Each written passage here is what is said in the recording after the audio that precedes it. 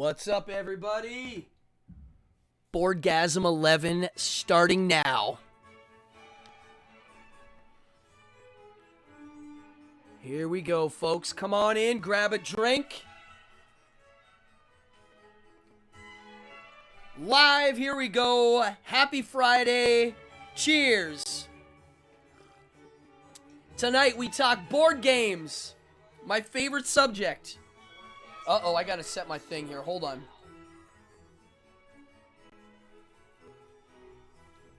Wow, okay, cool. Here we go. Who do we got in the house here? I see Sherman, Mr. William, Aaron, and a bunch of other people that aren't chatting.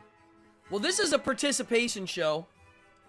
So if you're new to this channel, I ask you to click the subscribe button, click the notify button, and participate. If you got something to say it. This is a fun group that's very chatty. I play games with some of the people in here. Sherman and I play games. Is there something burning? I smell something burning. And with the candle? Ah, there's a candle lit. That's what it is. I was like, there's always candles and incense, so I'm very aware. That's a little public service announcement. If you like candles and incense, pay attention to them.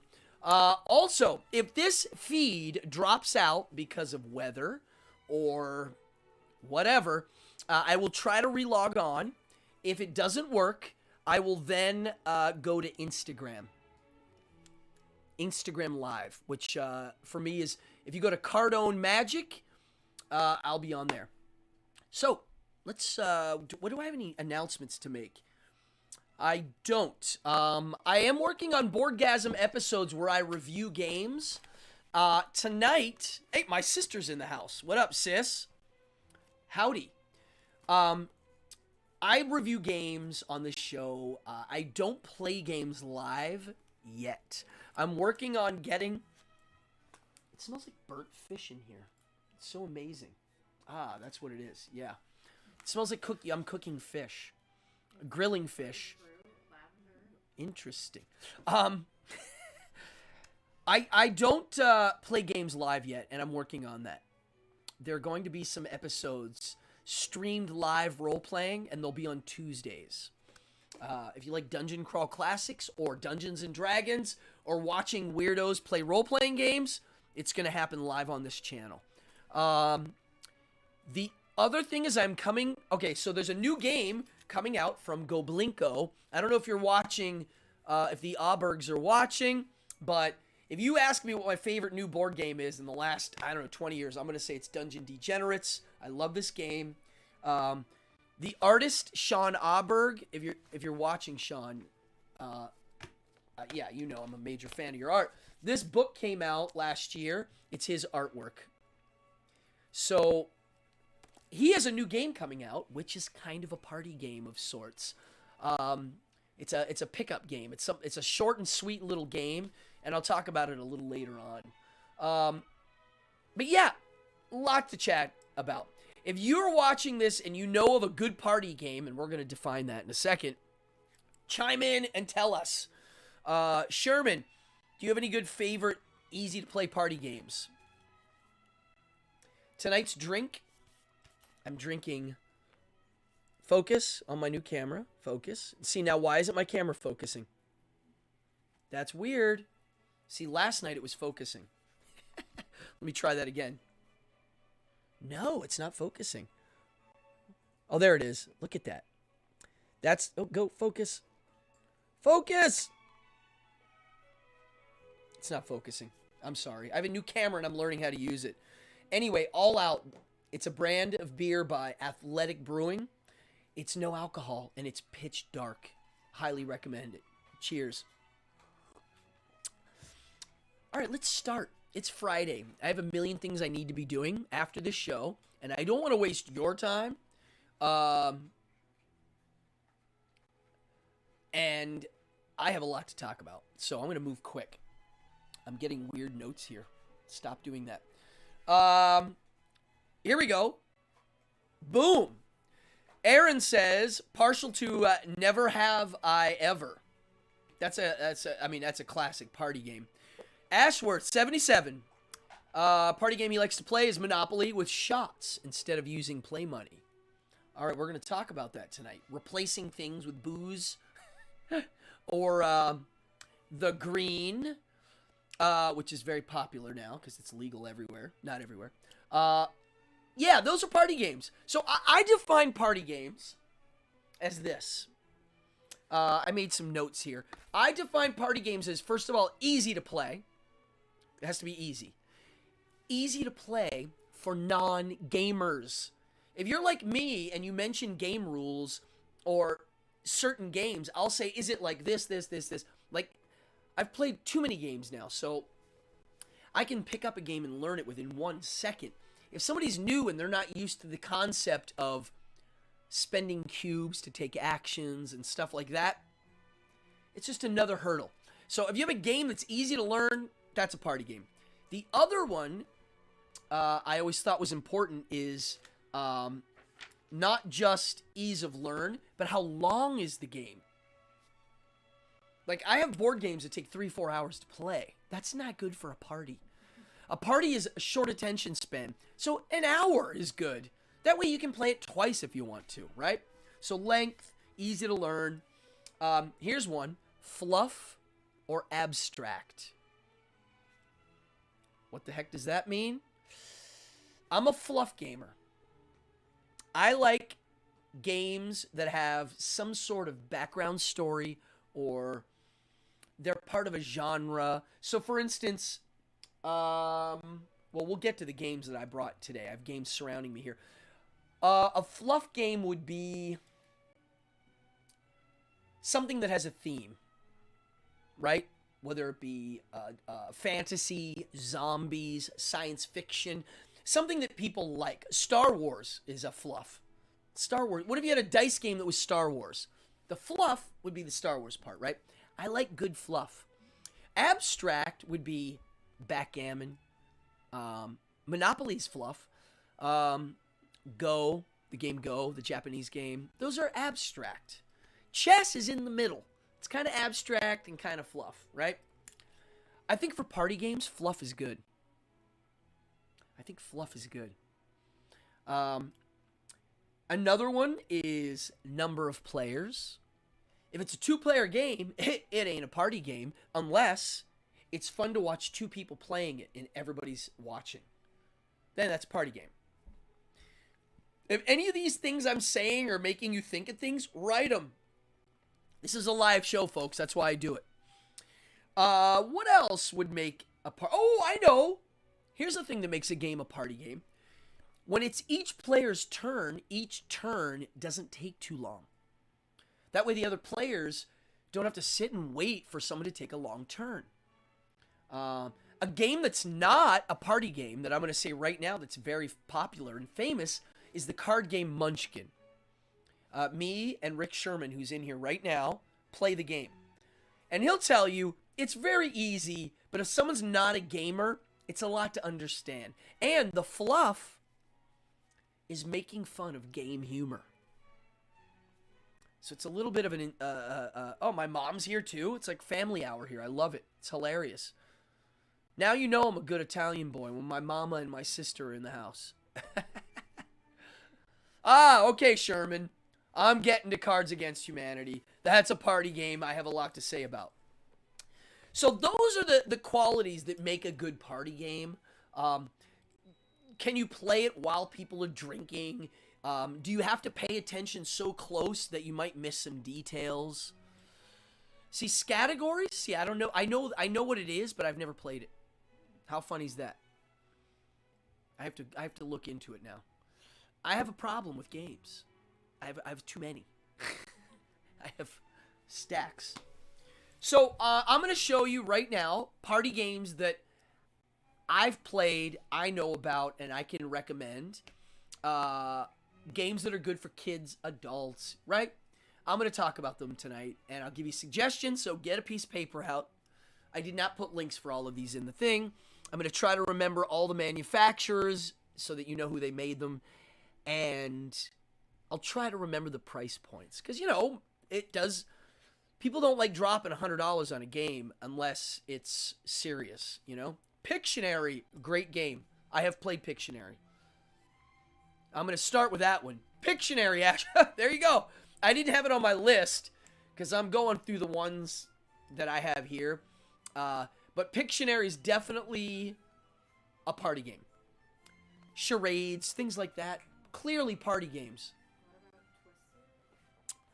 Well, Twister would be a party game in a sense that only a few people can play it, but... That's a fun party game. Well, okay, here's the thing about Twister. I would like to redo Twister. I always found the rules were flawed. I always thought that it always ends up being kind of the same thing and not that difficult. Unless you're drunk or high. So, that's why a lot of people like to play it at parties when they're drunk and partying. But I would like to make that game a little more difficult. Add another layer of rules, just like they did to Mousetrap. I have an old version of Mousetrap that I still play. It's completely different than the Mousetrap they sell now. The one, the old school, and it's so basic, there's not much going on. The newer version has a new layer. I think they added cards. I'm not adverse to that. I think that might be a good idea for some of these. Rummilkulb, says Eric Carr. I don't know what that is. Sounds like a Norwegian drinking game. Or... Now, there's a million card games that use packs of playing cards, and there's dice game. Lots of dice games. There's only one I'm going to talk about tonight. CeeLo, I'm going to talk about. Let me write down this. Okay, so, if you know what CeeLo is, it's a party game because it's a gambling party game. Damn it. It's so funny that I'm going to use dice from another game right now to show you CeeLo. If you don't know the game, it uses 3 dice. And this is what it looks like. I'm going to do it right now live. Okay, here it goes. Hand cam. Here's how you play CeeLo. If you don't know, it's a great way to teach your kids about gambling. So you have 3 dice. And I'm going to use dice from a very, very expensive game right now, which you'll see in a second. So when it's your turn, everybody throws money in the pool. So you put $1 in, everybody puts $1, and then you roll the dice, and you get a score. Right there, that would be the score of a 3. You get rid of the doubles, and there's your score, 3. So now the next guy's got to beat a 3. And you keep rolling. Oh, that guy just got a 6, so he's in the lead. See that? Look at that. These eliminate. There's the score. So you keep going around. If anybody gets a 1, 2, or a 3... they're out of the game. Oh, that would be a no score, so you keep rolling. That would be a 2. If anybody ever gets a 1, 2, or a 3, they're immediately out of the game. If they ever get a 4, 5, or a 6, they immediately win the pool. The game's over. You don't even get to roll. If you hit 4, 5, and 6, you take the money and run. If there's a tie, everybody's out, and the people that tied in the lead throw in more money and do it again. The only thing that beats a 6 is a triple 1, 2, 3, 4, 5, and 6. And the only thing that beats a triple 6 is a 4, 5, or 6. It's the easiest dice game. If you go in New York City, you'll see people playing it in street corners. I play it a lot with friends, like after hours at a bar, stuff like that. Yes, I've won money playing this game. I think the most I've ever won was like $300. I've seen people win way more money. So that's CeeLo, party game. Don't have to buy it. Okay? While we're here with the map, with the dice out and everything, I'm going to show you another party game that I love. Right here. Zombie Dice, folks. Zombie Dice. Now, Zombie Dice is a very inexpensive game by Steve Jackson Games. Steve Jackson is a legend in the board game scene. He invented Ogre, Car Wars, Toon, and Munchkin. And in this game, you have a jar of dice. And you take out 3, and you roll them, and you get a score. When you get these, that means you as a zombie just got blasted. When you get a brain, it means you just ate a brain. this counts as a score. So these blasts get put out because if you keep getting them, you're out. And then I roll 3 more dice. If you get the footprints, you get to re-roll, and the brain goes here. So watch, I add another dice to this. It's a press your luck game. And I would be lost because, look, I got more than 3. When you get 3 of these, you lose your score. It's very easy. You can use this as a gambling type game because it's a press your luck game. It's the first one to get to 13 brains wins. I've done it in 2 turns. You can just run it. It's kind of fun and exciting when you do that. So it's a press your luck game. It's very cheap. They did 1 expansion. The expansion came with this. I'll show you. It came with 1 large dice. It looks like this. It's called the school bus dice. And it has some of the same stuff on it with a few other things on it. It's okay. I rarely use that. So, highly recommend it if you have kids. It's a fun game. If you like drinking games, this zombie dice is pretty good. It's a drinking game. You just drink every time someone gets... anytime someone busts out, you got to drink. You know, there's a bunch of ways to do this. I do like this. I do play it a lot. It's on my kitchen table, and when people come over, we play it. Now, after that game, I think we're going to go to... Oh, yeah. All right, folks. Here it is. The granddaddy of all party games. I'm just going to get right to it. Boom. Cards Against Humanity. Now, for those of you that don't know this, the giant Jenga version is very good. So the giant Jenga, Talon, is the kind of game where 2 people can play and everybody can watch and make bets on the 2 people playing. Those are fun. That's a party game. Cards Against Humanity. Yep, Sherman, you love zombie dice. Cards Against Humanity, the thing that makes that game cool is it's a really good game to play with people you don't know. It's a good icebreaker. And the first time I played the game was, hold on, 5 or 6 years ago. I went to Nicaragua for surfing. And at night, and believe me, when you surf all day, you go to bed like that. So I went to bed pretty early. And at night, we would sit at this giant wooden table, and there's a bunch of people at the surf camp. I didn't know anybody.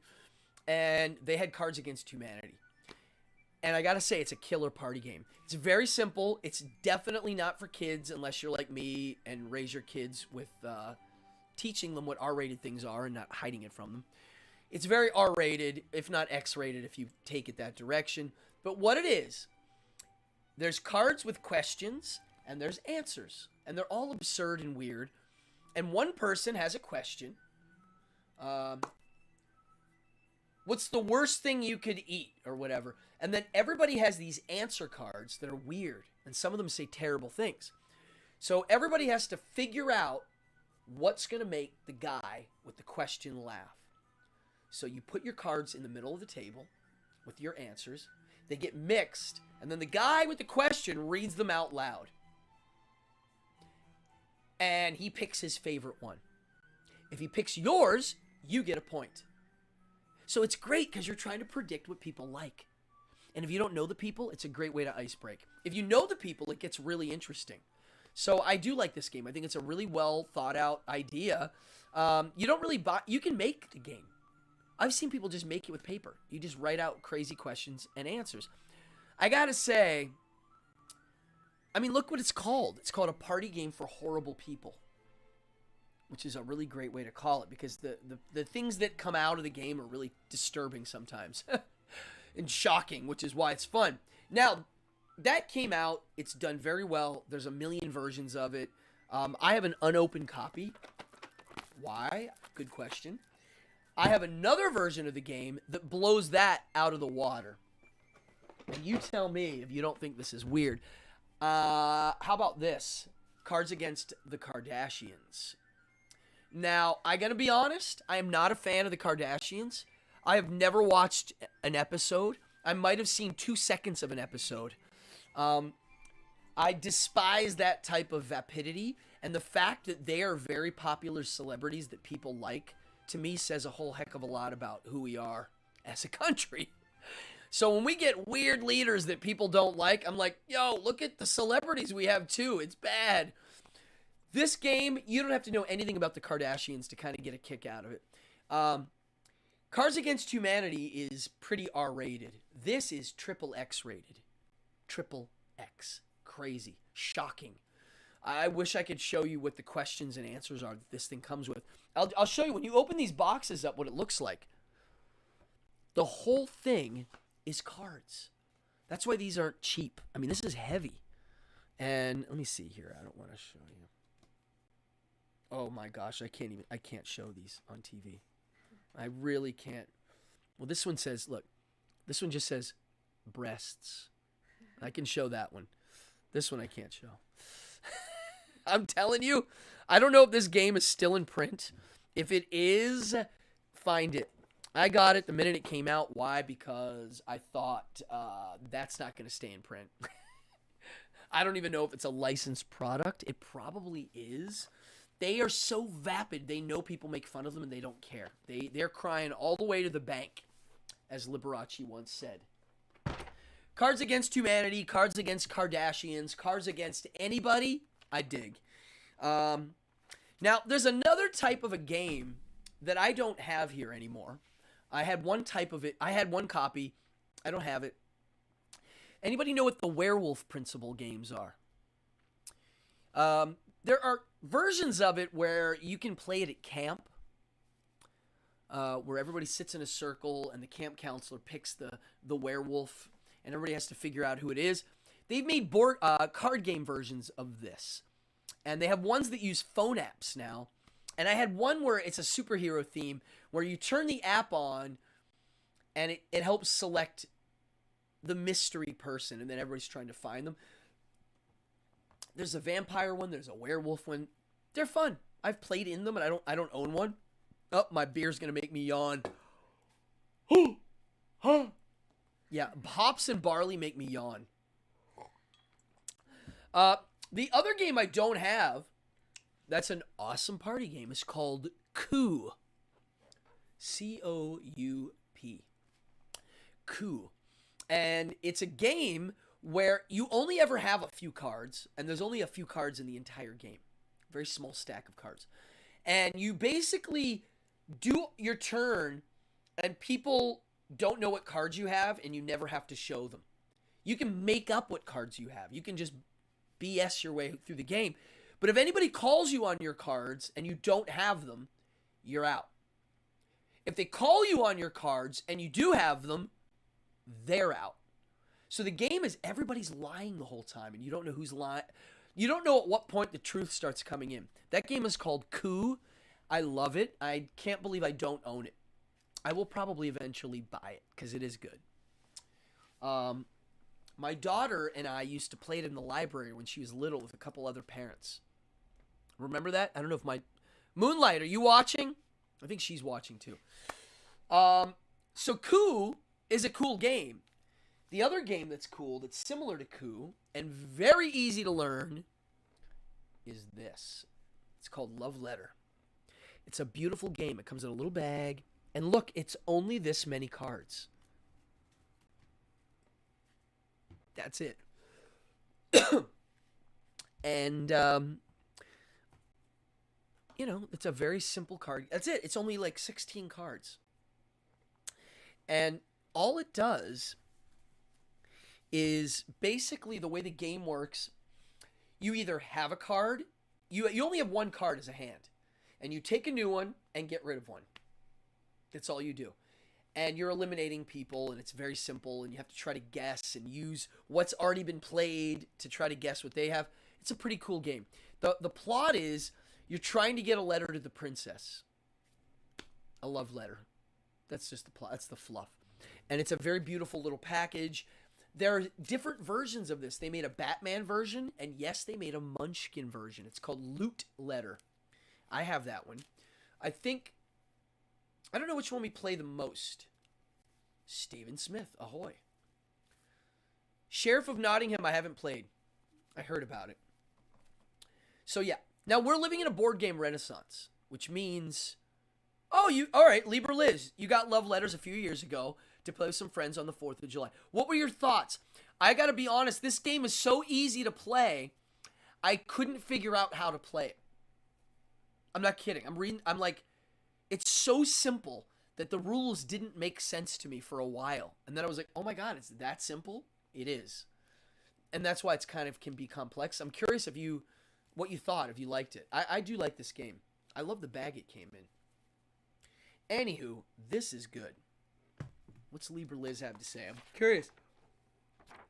Now, here's a game.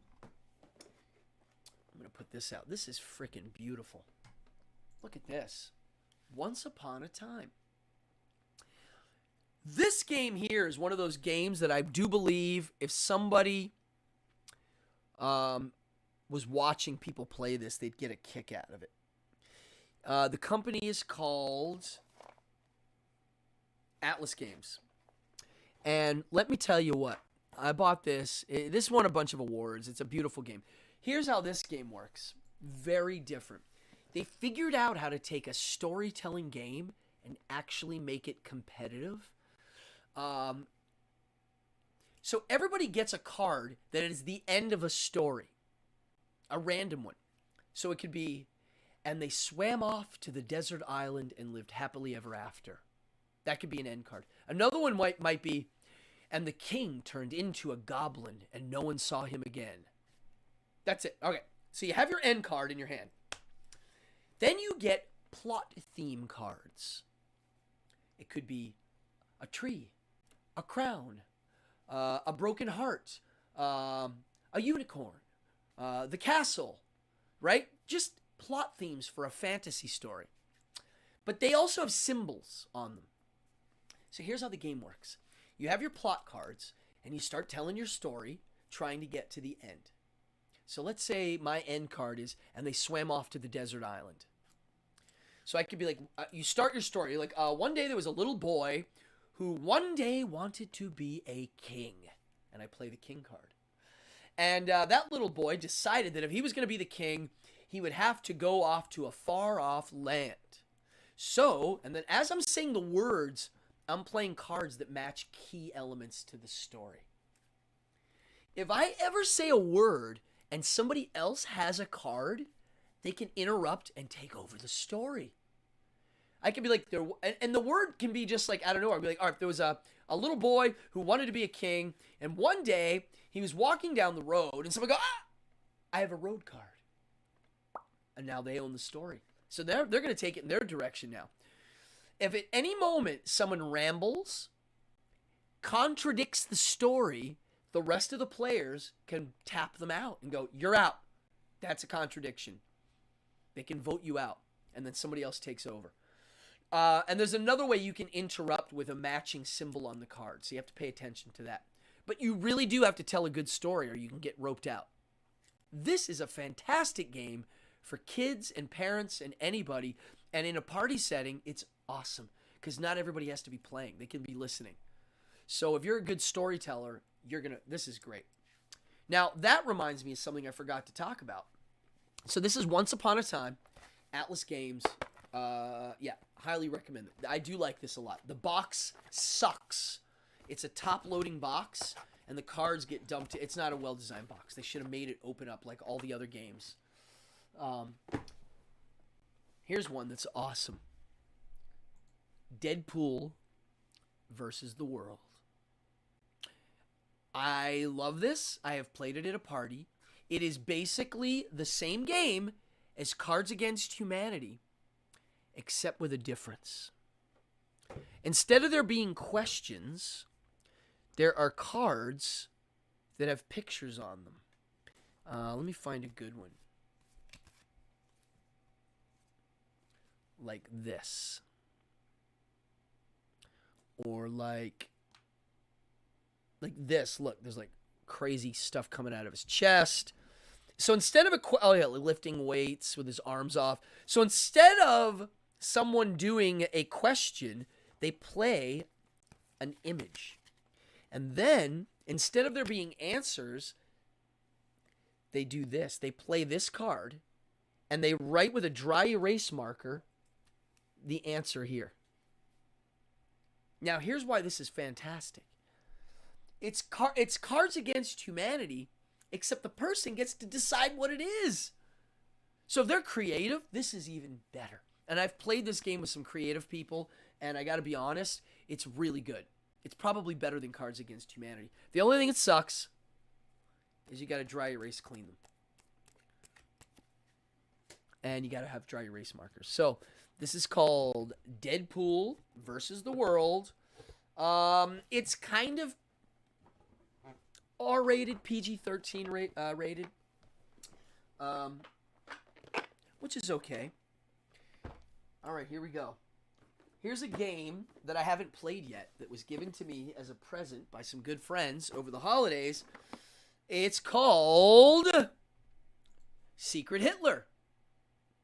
Now, this game looks a lot like a party game that everybody could sit around and watch everybody playing because there are secret people. So, in a 4-player game, and I think you need 4 or 5 people to actually play this game.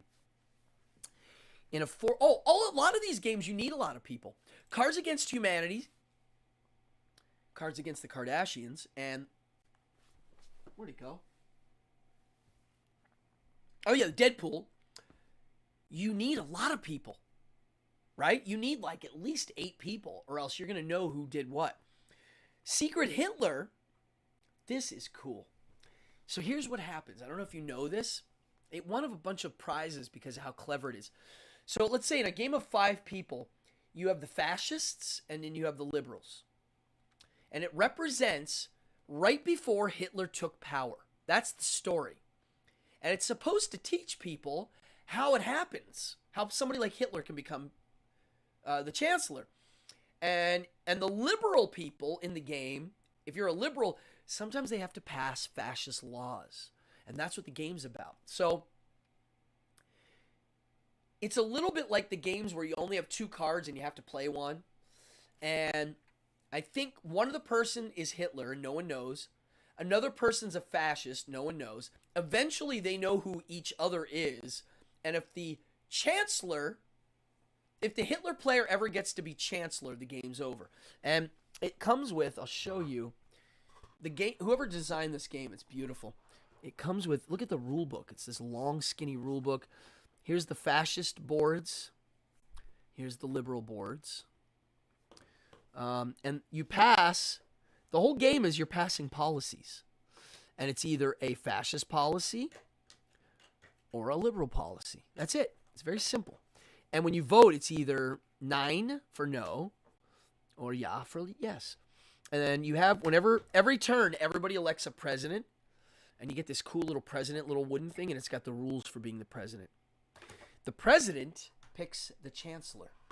So if you pick the president, the fascist, he's going to give it to the chancellor, to Hitler, and the game's over.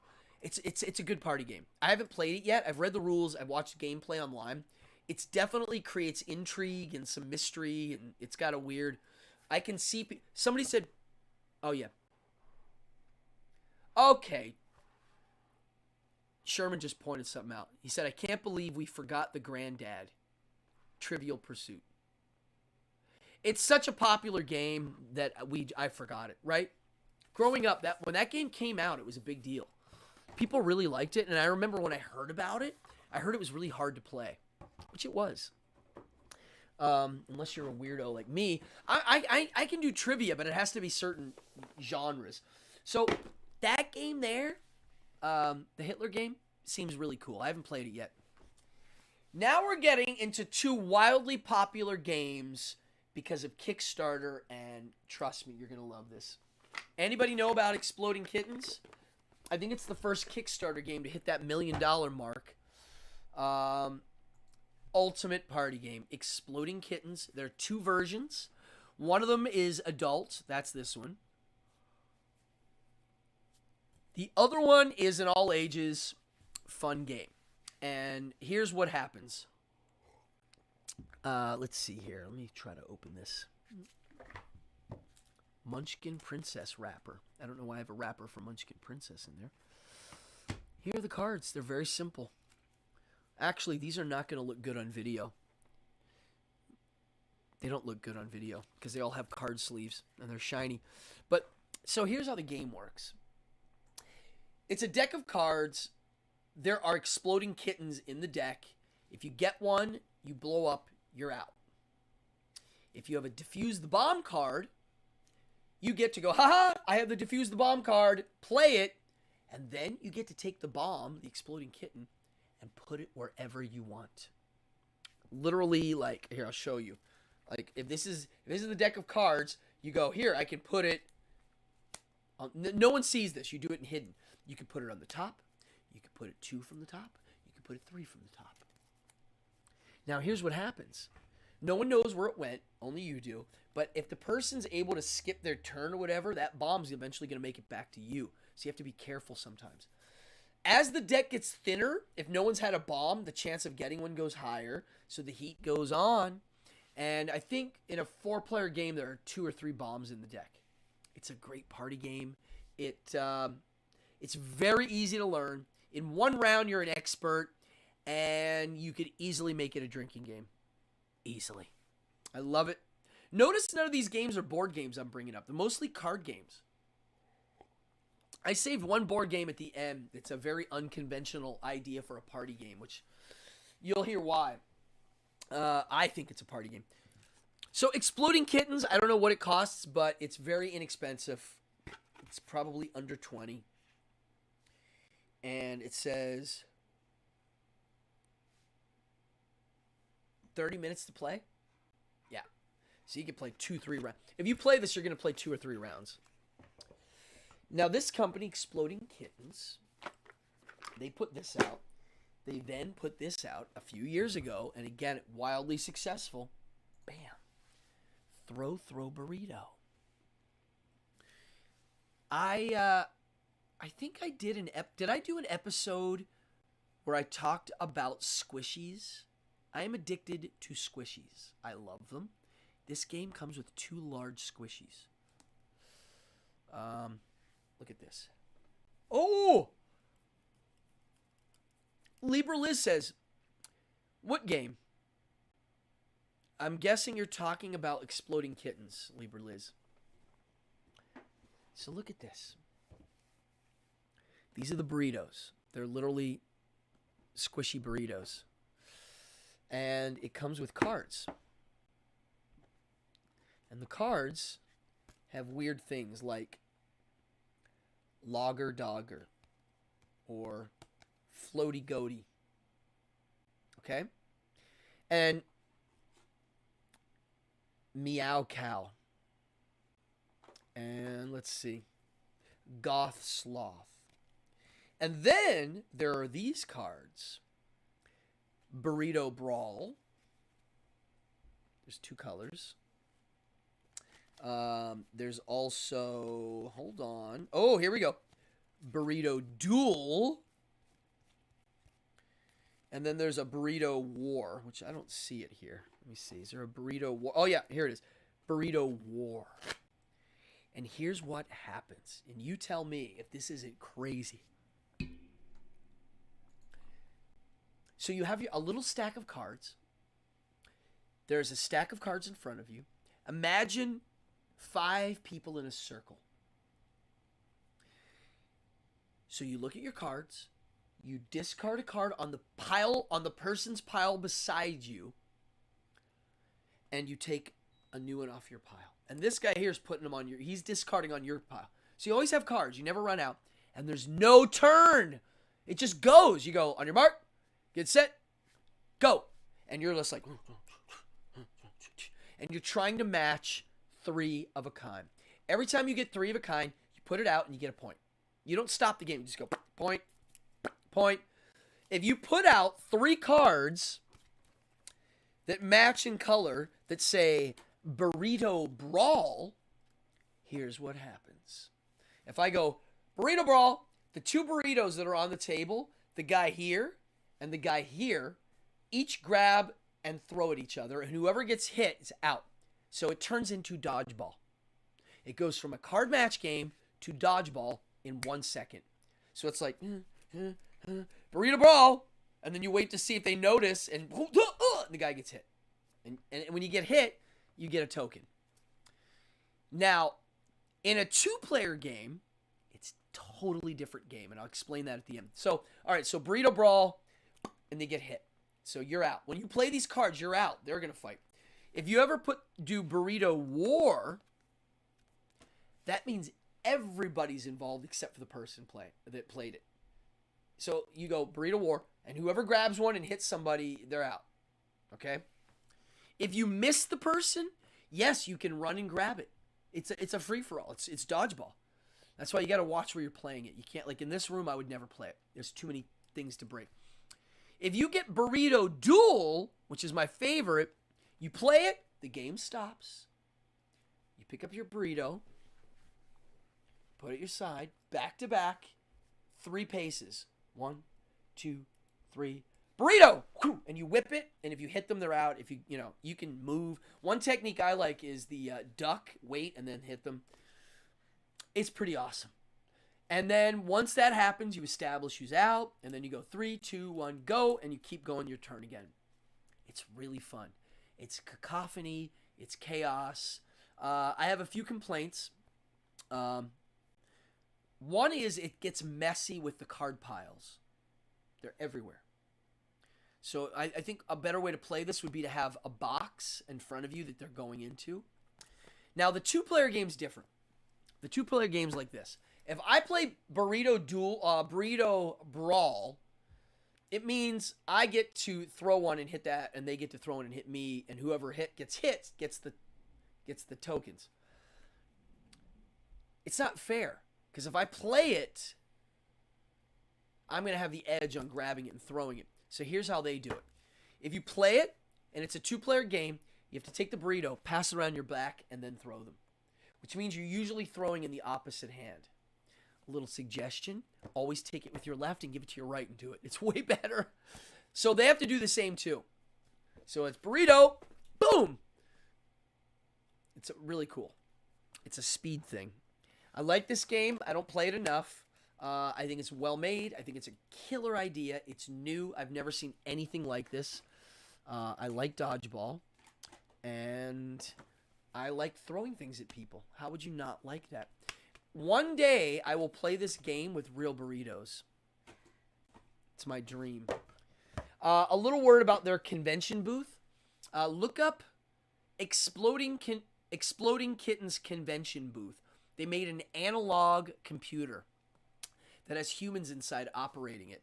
So when you went up to buy stuff, you hit these giant wooden buttons, and little puppet arms looked like a computer would come up. And then you put the money in the hole, and a hand would come out and grab it. They also had something that I love. For $1, you could get a random item. And at the convention, there was so many people watching this because of the random items were so crazy and clever. I think this game is a $20 to $30 game. It's an excellent party game. Excellent, excellent, excellent. It's easy to learn. There's not a lot of parts to it. And you get to throw things at your friends. Exploding Kittens is the name of the company. Ages 7 and up. 2 to 6 players. Totally worth it. Totally cool. Let me see here. Did I miss anything? Oh, yeah. Okay. Now we're getting into some of the crazy stuff. So check this out. Look at this. Folks, this quite possibly could be one of my favorite newer games. Unfortunately, it's out of print and kind of expensive. And you'll see why I consider this a party game. The Thing. If you're a fan of the John Carpenter movie, this will make you lose your mind. It's called The Thing. Infection at Outpost 31.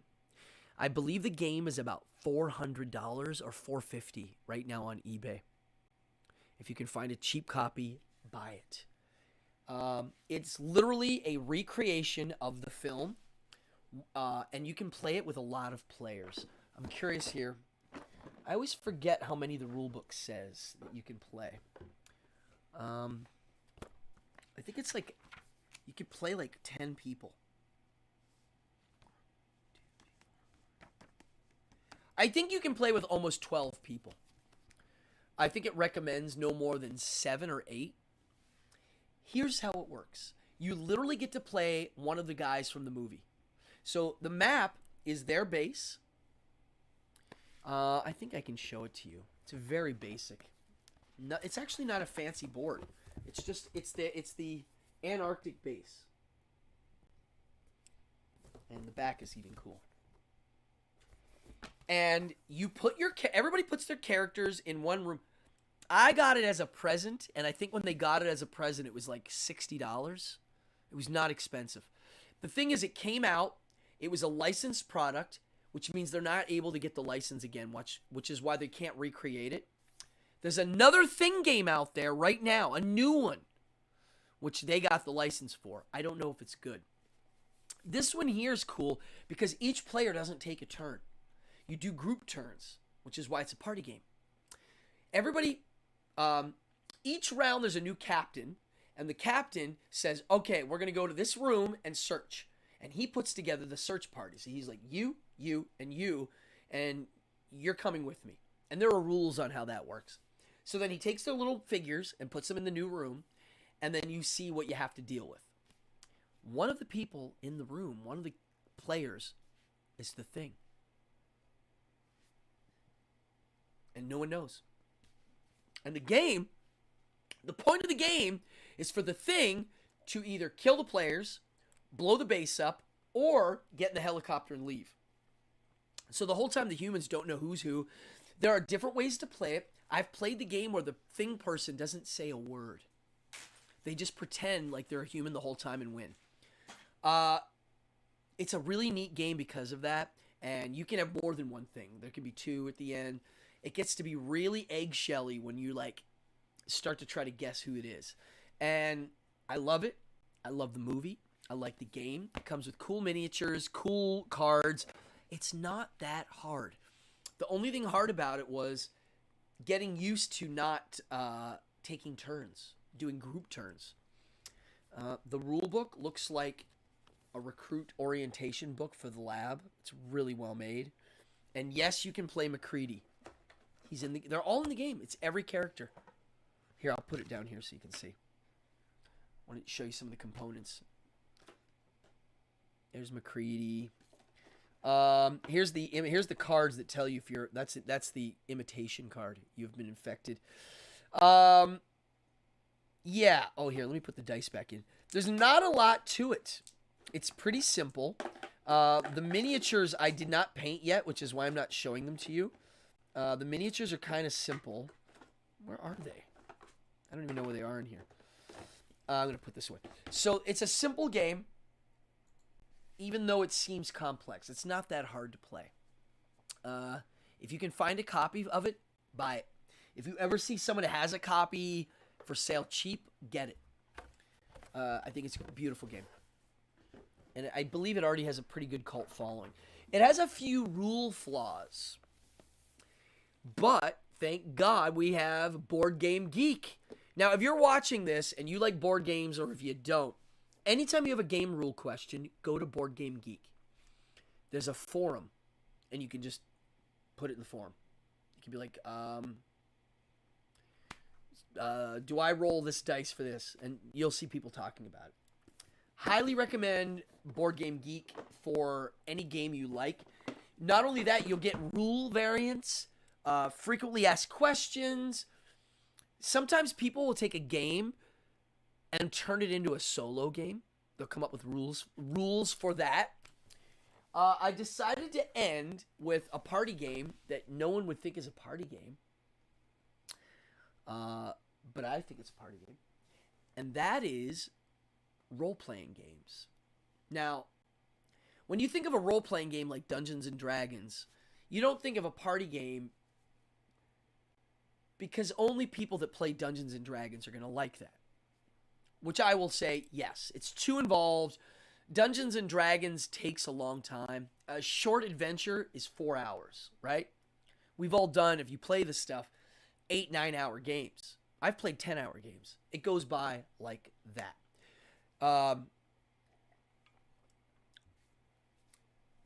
Dungeon Crawl Classics.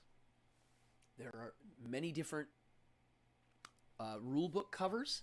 I'm going to show you my favorite one right here.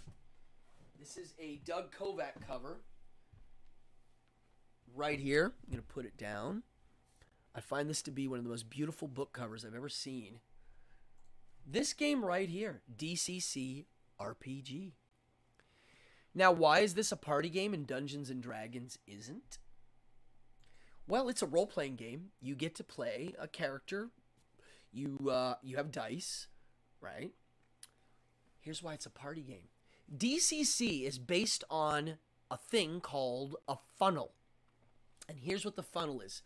Everybody that's playing the game, let's say you have 15 people at a party. Everybody there is going to have a funnel character. They're probably going to have 4. It's a sheet of paper with 4 character spots. And they're very basic, and it's all random.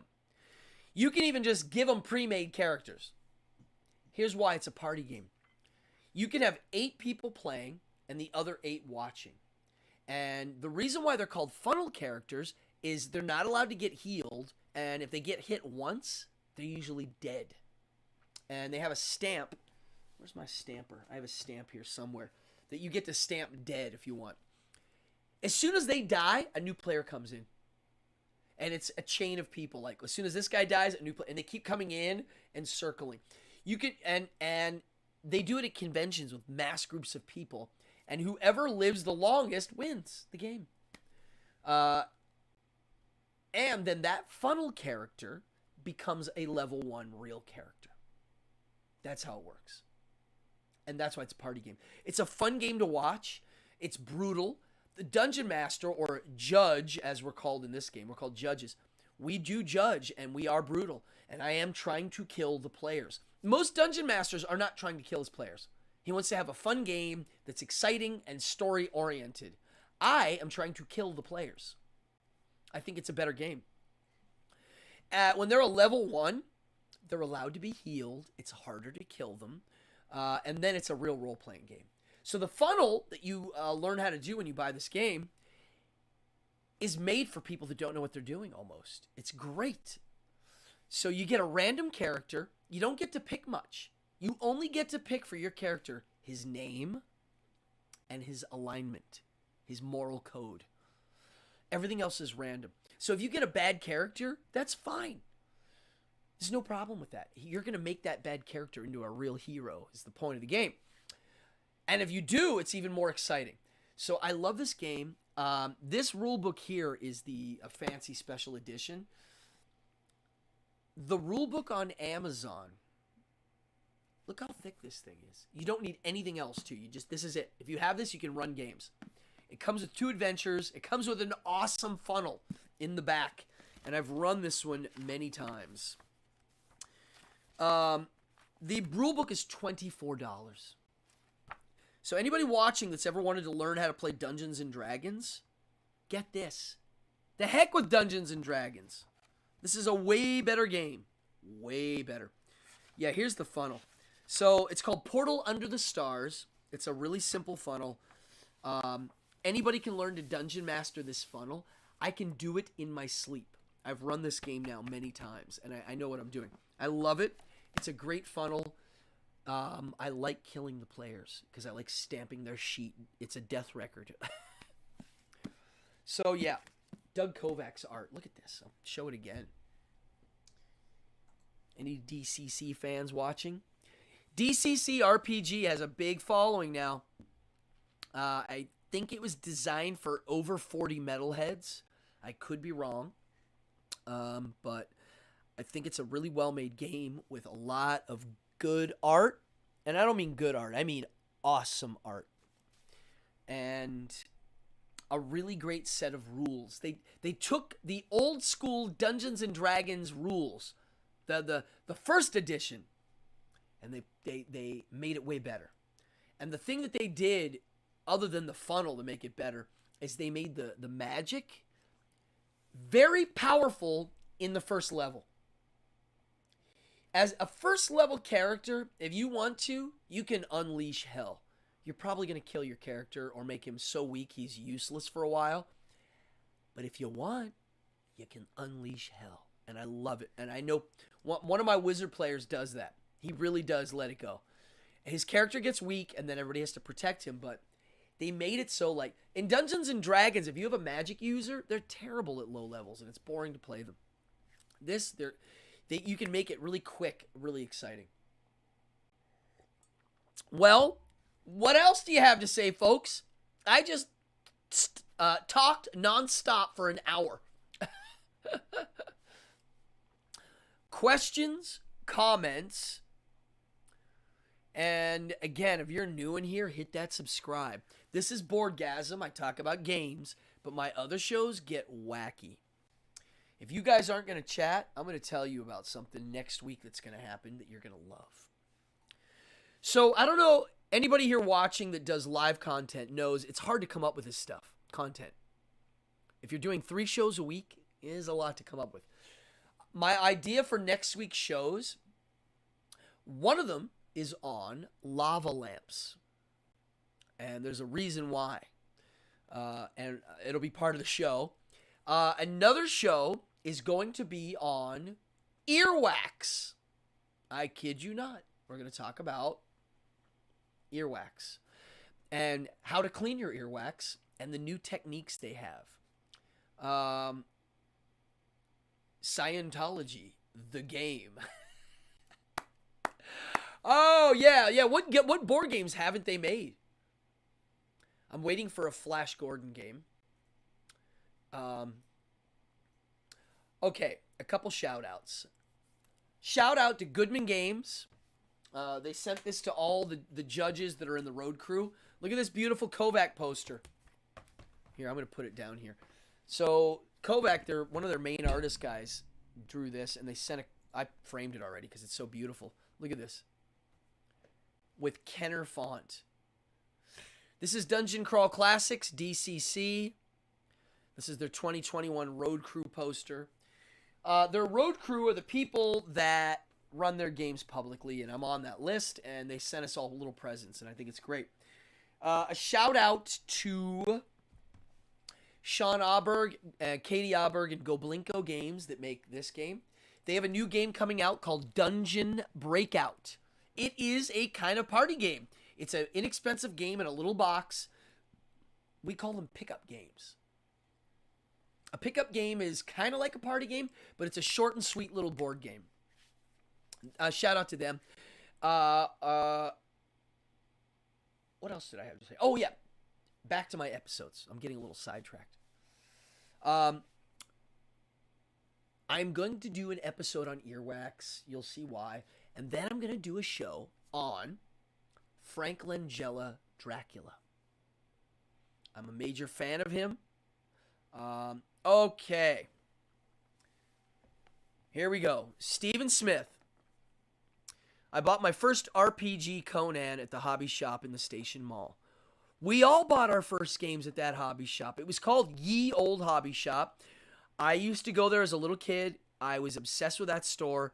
I bought my first Warhammer there, my first Dungeons and Dragons there, my first set of dice there. That store changed my life. Now, Altoona has Gatehouse Games. If you are in Pennsylvania, I'll give you a shout out right now. Tim Gatehouse has one of the best game stores in the world. I'm not kidding. It's a big game store. He has a lot of stuff. He knows what he's talking about, and he knows a lot. It's one of the best game stores in the world. I don't say that lightly. Gatehouse Games, Altoona, Pennsylvania. Conan has a board game out now. There's a new Conan board game that I don't have that I'm curious about. Next week, folks, is going to be great. If you're new to the channel, subscribe. I'm going to do a show on earwax. How many people do shows on earwax? Not many. I might even clean my ears live on camera. Yeah, what else is there to chat about? Buy games, folks. Analog gaming is here to stay. It's more popular now than ever. Adults play games, kids play games, everybody plays games. If you have kids, buy a board game, a good one. Get them out of the video games. It's too much now. I used to like playing Angry Birds on my iPhone. I thought it was fun. I thought it was like target shooting. I got the new one. Angry Birds 2, and I got rid of it already because they've put so many of these things to get you to spend money, gambling games and hooks and dopamine blasting things to make you addicted to playing this game. And I'm playing it, I'm like, wait, I haven't played the Angry Birds yet. They have me doing these other side gambling things to get me to spend money for, I hate video games. I always feel like when I'm done playing them, I wasted time. Whenever I play a board game with friends at a table, I never feel like I wasted time. Never. Video games, although they're satisfying, they are fulfilling, they're involved. I can't put my finger, something's missing. I don't know. I like board games. I like dice. I like cards. I like tactile things. I like dice trays. Just me. I'm old school. Just like a lot of you. I hope you had a good time tonight. I haven't done a board game episode in a while. Thank you, Rick Sherman, for suggesting it. I had a few ideas for one to get out. I'm working on review shows. I have some big reviews to do. But I gotta be honest, my favorite shows to do now are Behind the Devil's Curtain and Evening Hour. And so next week, there's going to be a lot of good content. So please, hit that subscribe. I do get donations. Donations keep this show afloat because they're helping me buy gear. All the gear that I'm using right now came from donations. So thank you so much. You don't have to donate. I would rather people just subscribe. When I get to 666 subscribers, which is going to be probably in a week or so, I'm going to give away a prize to somebody in here in the chat. I'm also going to do it again when I hit 1,000. I'm going to give a big prize out. So thank you, everybody. Subscribe. I need a drink. I've been talking for so long now. I'm like, is my light? Look, my light's doing funky things. Look. If I lean forward, I have these weird lights in here now. Cheers, folks. It's Friday. Go have fun. Go play a game. Go now, after I'm done, and go do some research on board games, especially if you have friends or family. And I'm going to say one more thing before I go.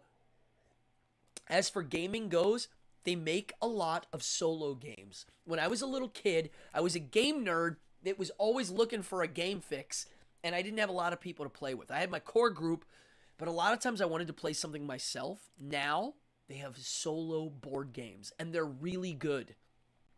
I probably will do an episode on them one day, but like this game, Dungeon Degenerates, you can just play it alone. No joke. You can sit down and just play it, and it's fun. So do yourself a favor. Treat yourself to a board game. You won't regret it. And if you don't like it, give it to somebody.